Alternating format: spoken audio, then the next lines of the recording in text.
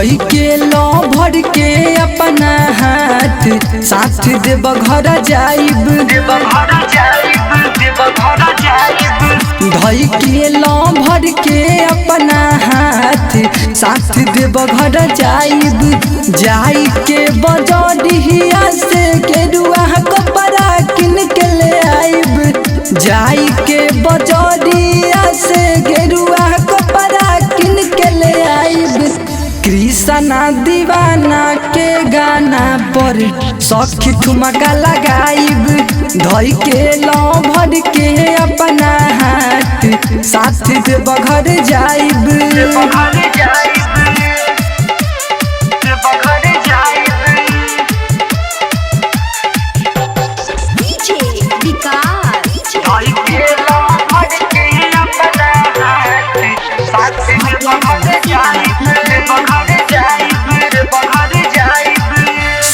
सुल्तानगंज से हम जलवा उठाइब रही में बोल बम के नारा हम लगाइब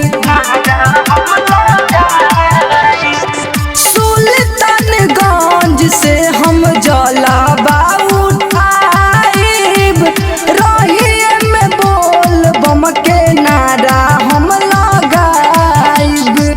थाकी ना शरीर रही बाबा के ध्यान हम पर देवो के देव हमें करिले कल्याण सब पर बाबा भोलेनाथ से होई मुलाकात साथ देव घर जाइब धोई के लभर के है अपना हाथ साथ देव घर जाइब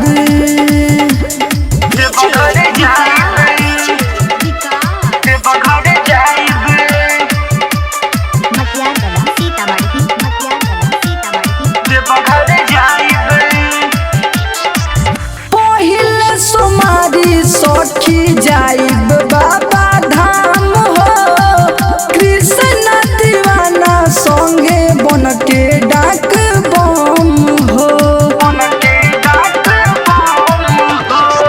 पहिले सोमारी सखी जाइब बाबा धाम हो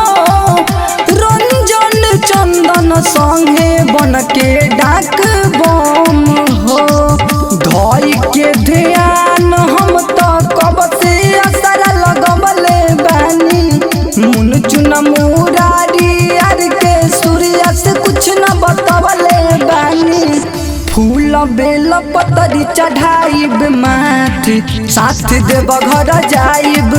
धोई के लो भर के अपना हाथ साथ देव घर जाइब जाई के बजरिया से गेरुआ कपड़ा किन के ले आइब जाई के बजरिया से गेरुआ कपड़ा किन के ले आइब कृष्णा दीवाना के गाना पर सखी ठुमका लगाइब धोई के लो भर के अपना हाथ साथ देव घर जाइब रिकॉर्डिंग स्टूडियो सुर संगीत।